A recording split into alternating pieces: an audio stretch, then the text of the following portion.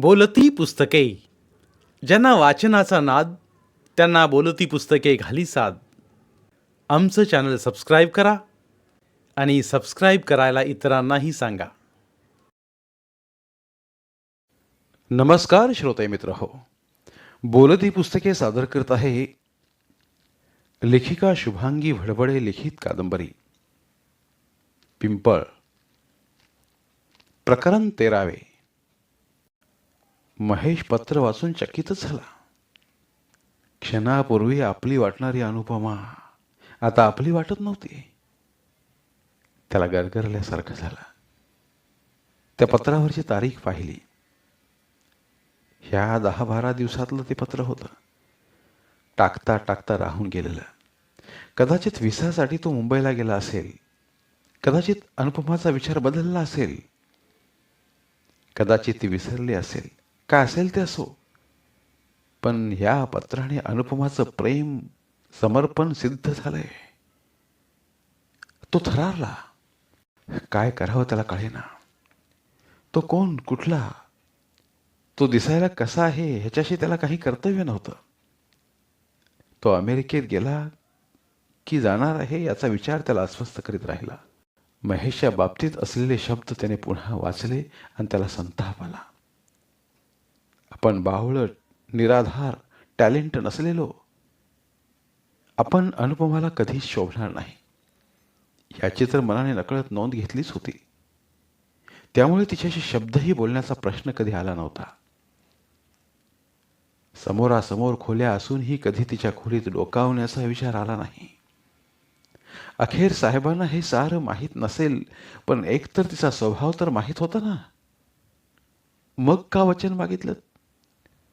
तिचा घसरलेला पाय सावरण्यासाठी तो अस्वस्थ झाला होता. काय करावं हे साहेबांना दाखवून त्यांना विचारावं का, असा प्रबळ विचार त्याच्या मनात आल्याने तो खोलीचं दार उघडून बाहेर आला. साहेब त्याचीच वाट पाहत थांबल्यासारखे जिन्यात उभे होते. अरे, तुझीच आठवण करत होतो. ये, चल माझ्या रूम मध्ये. थकलेला दिसतोस महेश. बरं वाटत नाही का? आत्ता तर तू फ्रेश होतास. ते त्याला घेऊन त्याच्या खोलीत आले. सोफ्यावर त्याला आपल्याजवळ बसवत त्याने विचारलं, काय प्रॉब्लेम आहे सांग महेश. साहेब, तुम्हाला मी वचन दिलं तेव्हा माझ्यासमोर कधी निर्मलाही आली नव्हती. तुमच्याविषयीचं असलेलं आत्यंतिक प्रेम, कुठलाही विचार न करता तुम्हाला अनुपमासाठी होकार देऊन बसलो. परंतु जसा अनिल मधुकामिनीचा आजचा फ्रेश, प्रसन्न, आनंदी संसार पाहून आलो आणि वाटलं आपण असा संसार करू शकणार नाही. असं का वाटलं तुला? कारण अनुपमा आणि माझ्यात जमीन आसमानचं अंतर आहे. मी बावळट, टॅलेंट नसलेला आणि खूप काही गौण असलेला. अनुपमासारखं समाजात फिरण्याचं धाडस माझ्याजवळ नाही. मी प्रायव्हेट शिकलो. तुम्ही आग्रह केला म्हणून मी फर्स्ट इयरपर्यंत गेलो. अनुपमा MSc झाली आहे. कशी असेल ही जोडी? बौद्धिक पातळी कधीतरी समान असेल का? मग रोज कळलं मला, पूर्ण कळलं. शिक्षणाने डिग्री येते, समाजात राहून आकर्षकता वाढवता येते. परंतु महेश जीवनाला लागते प्रौढ अनुभूती, जीवन चिंतन, जीवन सौंदर्य, रसिकता, कलात्मकता, पैसा आणि प्रतिष्ठा. त्या परिश्रमाने मिळणाऱ्या गोष्टी आहेत, काही उपजत आहेत. यापैकी एकही गोष्ट अनुपमाजवळ नाही. जीवनाला स्थैर्य आणि सौंदर्य प्रदान करणाऱ्या गोष्टी तुझ्याजवळ आहेत. मी अनुपमाला समजावून सांगेन, तू निश्चिंत राहा. तिच्यात झालेला बदल तू पाहिला आहेस. होईल ती शहाणी. वैवाहिक जीवनात तशी एकाला आणि बहुधा पुरुषालाच माघार घ्यावी लागते. संसार जर सुखाचा करायचा असेल तर 99 वेळा स्त्रीचं ऐकावं आणि 1 वेळा स्वतःच्या मनाने करावे लागतं. ही 1 वेळ महत्वाची असावी लागते. पण म्हणजे मी नेहमीच तू नेहमी माघार घेऊन तिचं ऐकायचं असं नव्हे. पण समजूतदार स्त्रिया कधीच नसतात. त्यांना वाटतं आपण नवऱ्याच्या मताने वागतो आहोत, पण तसं मुळीच नसतं. पुरुष पैसा मिळवतो, तो खर्च करतात स्त्रिया त्यांच्या मनाप्रमाणे.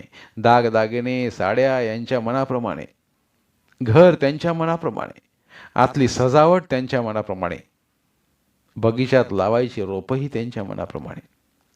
तूच सांग, यात पुरुषाचा भाग कुठे असतो? स्त्रीला पुरुषाची गरज काय केवळ पैशापुरतीच आहे? नाही, ती आधारासाठी पण आहे.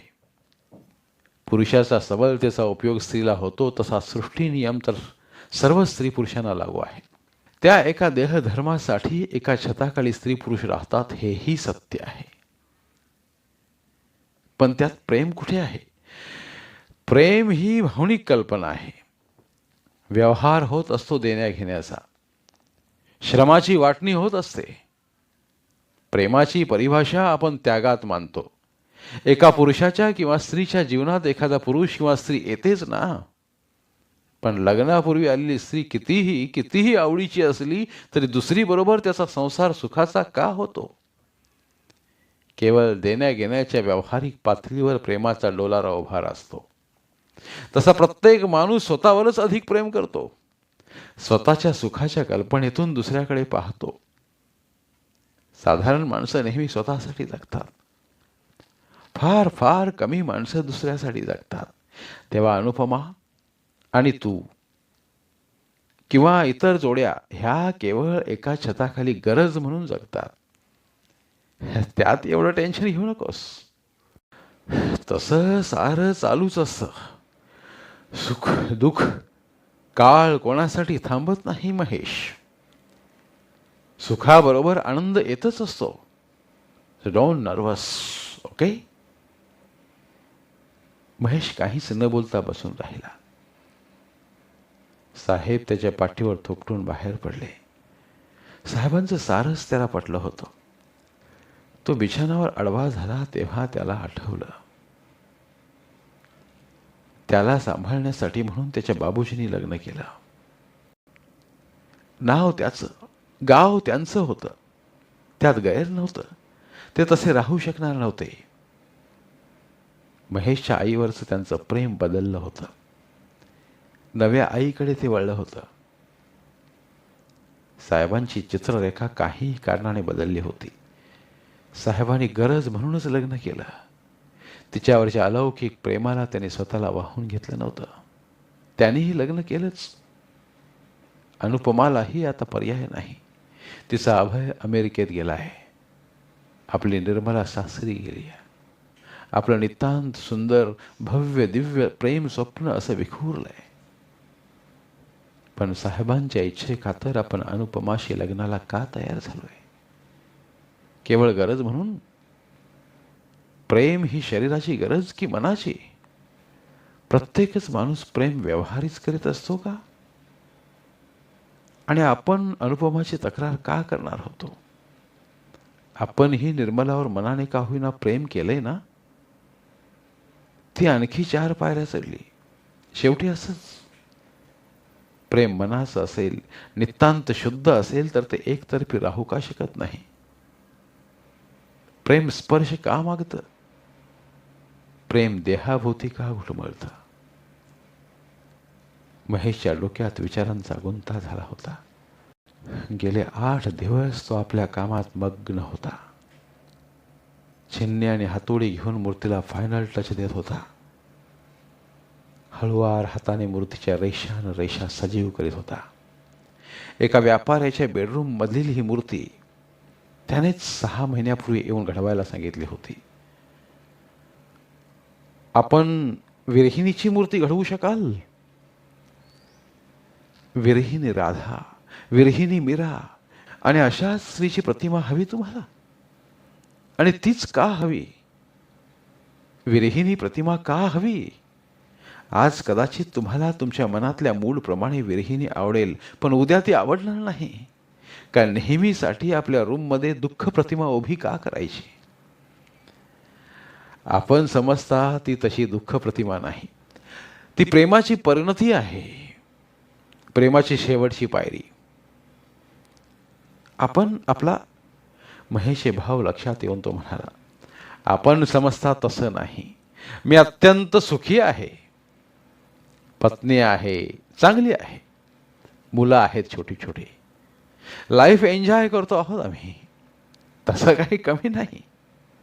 सुखाला नजर लागू नये म्हणून दुःख प्रतिमा बनवतो. आणि दुसरं म्हणजे इकडे गडद आणि स्पष्ट भाव विरहिणीचेच असू शकतात. मूर्ती घडवून मागणाऱ्याच्या एक एक विलक्षण कल्पना असतात. पण प्रत्येक भाव शिल्पकृतीतून उमटेलच असं नसतं. मागे असाच एक विलक्षण गृहस्थ आला होता. म्हणाला,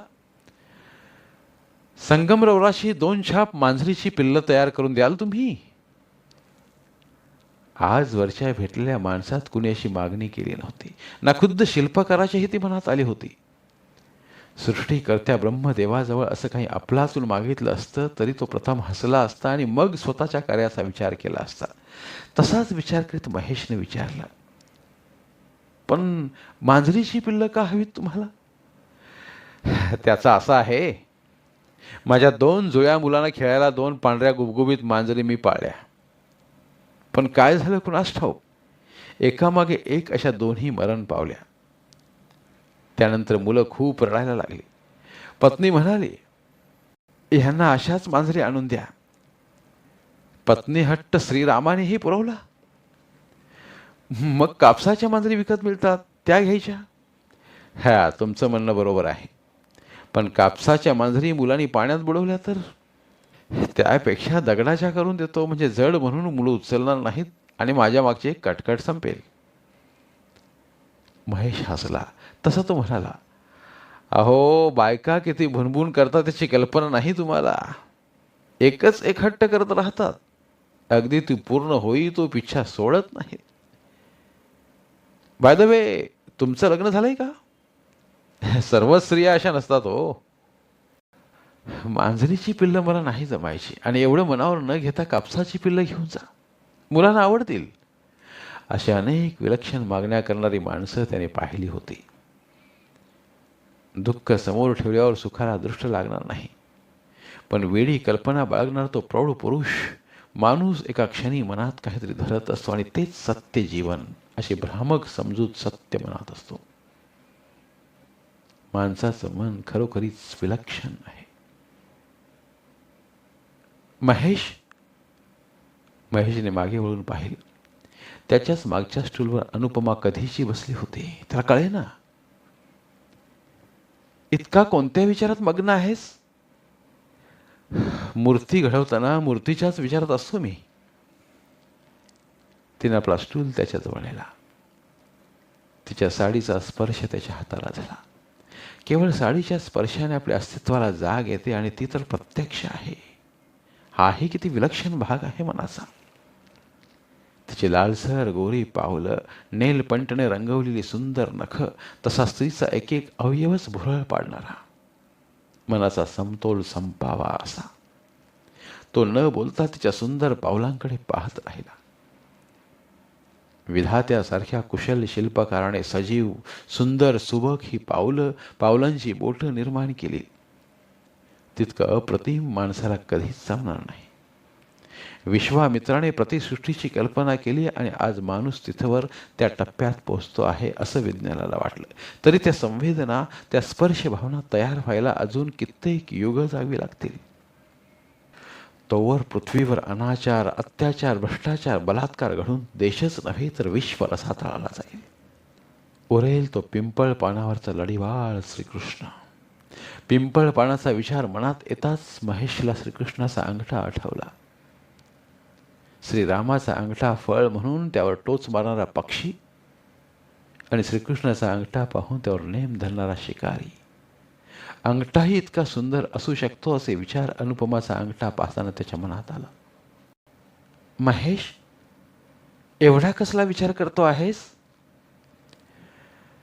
विधात्याच्या अप्रतिम कलाकृतीचा, त्याला शह देणारा कोणीही नाही याचा. मी कधीची विचारीन म्हणते, ही विरहिणी निर्मला आहे का? नाही, ती आपल्या सासरी आहे. मग तिच्या मनातले विरही भाव या प्रतिमेत आहेत? नाही, ही एका व्यापाऱ्याची मूर्ती आहे. महेश, निर्मलाला 4 दिवस पतीसह इकडे आमंत्रित करायला हवं होतंस तू. अजूनही पत्र टाकून बोलव तिला. फोन कर तिला. राजालाही बोलव. सारे एकत्र एन्जॉय करू. तुला कोणी सांगितलं हे सारं? त्याने आश्चर्याने विचारलं. हम सबकी खबर रखते हैं. अच्छे बुरे की पहचान करना हमें भी आता है महेश बाबू. अनुपमाच्या लाडीक शब्दांच्या उच्चारांकडे तो पाहतच राहिला.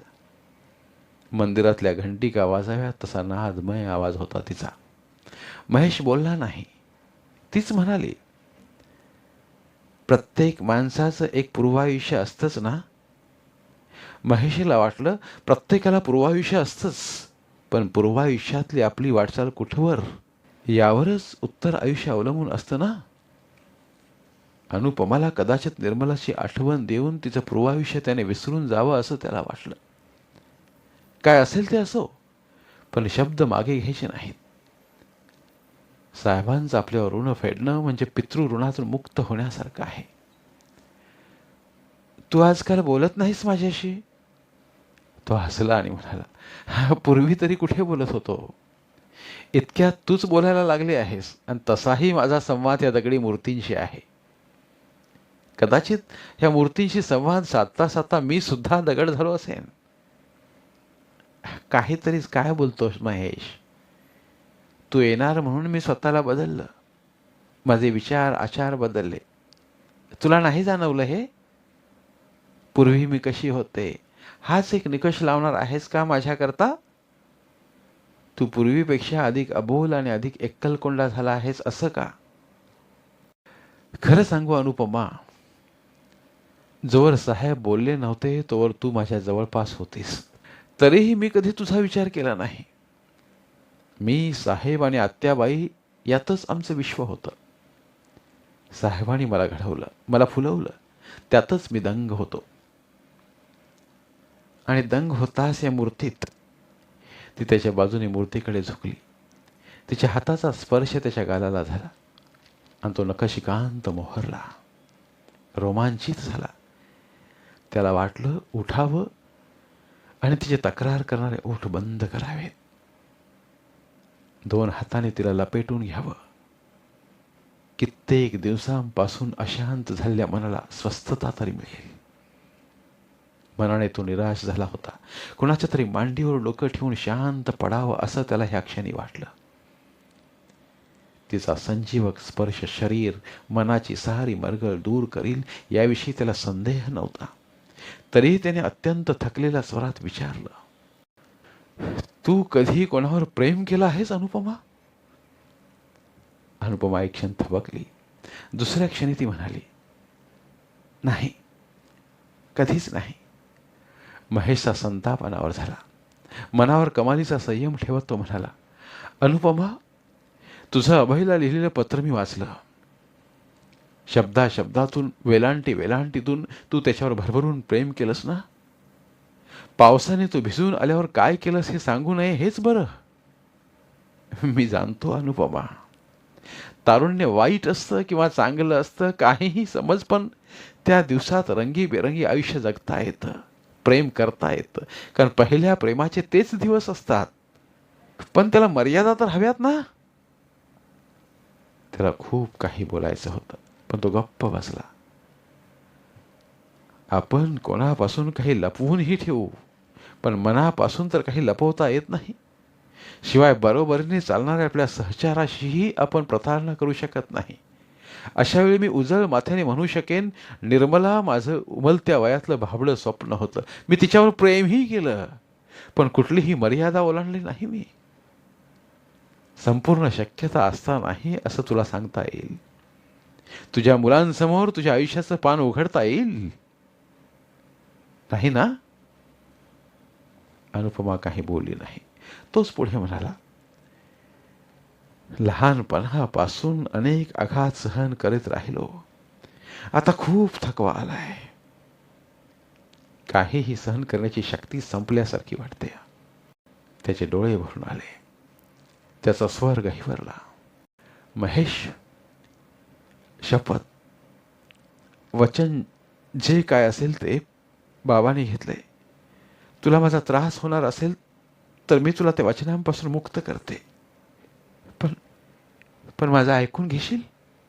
ती बोलायचं थांबली. काय आणि कसं सांगावं तिला प्रश्न पडला. अभय माझ्याबरोबर मॅट्रिकला, नंतर BSc पर्यंत सोबत होता. तोवर आमची मैत्री होती, माझी सर्वांचीच मैत्री. पण अभय खूप हुशार, मी अभ्यास न करणारी. त्याने मग मला तयार करायचं असं सतत चालत होतं, जवळजवळ मागच्या MSc फर्स्ट इयर पर्यंत. तो MBBSला गेला तरीही. पण कधीही कुठलीही मर्यादा ओळखण्याचा प्रश्नच आला नाही, कारण दोघांच्याही मनात तसं काहीही नव्हतं आणि कधी आलंही नसतं. जर तो पावसात भिजत आला नसता तर. मग त्याने प्रेमाचा साक्षात्कार झाल्याचं पत्र लिहिलं आणि मग मीही लिहिलं. पण ते तसंच राहिलं, कारण MBBSसाठी मिळालेली स्कॉलरशिप उशिरा मिळाली आणि पुढचं शिक्षण घ्यायला तो मग तातडीने गेला. त्याचा माझा संयोग एक प्रचंड मोठा अपघात होता. हाच अपघात त्याच्या दृष्टीने इथून जाईपर्यंत मोठा असेलही, कारण पुढे चमचमत्या दुनियेतल्या रंगीबेरंगी पर्यांच्या देशात त्यांचं वास्तव्य असेल. अतिशय कुशाग्र बुद्धी असलेल्या अभयला BScला स्कॉलरशिप मिळाली होती, पण ती पुढे मिळाली एवढंच. लग्नानंतर माझे हात पाय तुटले असते तर तू मला टाकलं असतंस.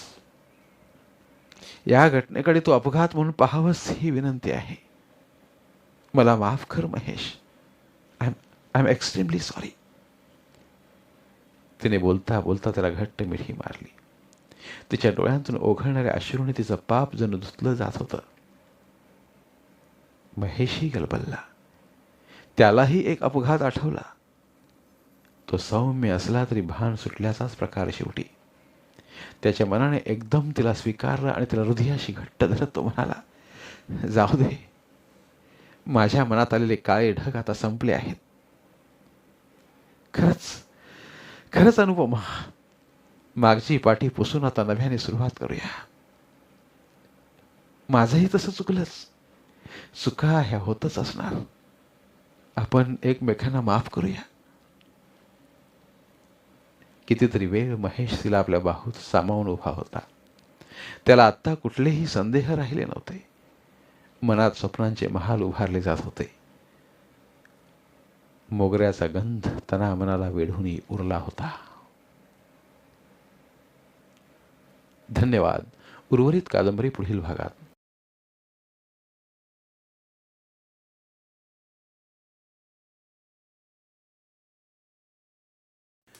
धन्यवाद. प्रिय श्रोते मित्र हो, आपल्यासाठी एक आवाहन. आमच्या चॅनलच्या प्लेलिस्ट विभागात तुमच्यासाठी शेकडो कादंबऱ्यांचे ऑडिओ बुक्स उपलब्ध आहेत.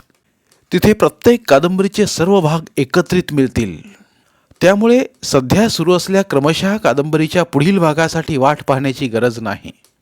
तुमच्या वेळेनुसार तुम्ही संपूर्ण कादंबरी सलगपणे ऐकू शकतात आणि साहित्याचा आस्वाद घेऊ शकता. कृपया आमच्या चॅनलच्या होमपेजवर जाऊन प्लेलिस्ट चेक करा आणि तुमची आवडती कादंबरी निवडा. धन्यवाद.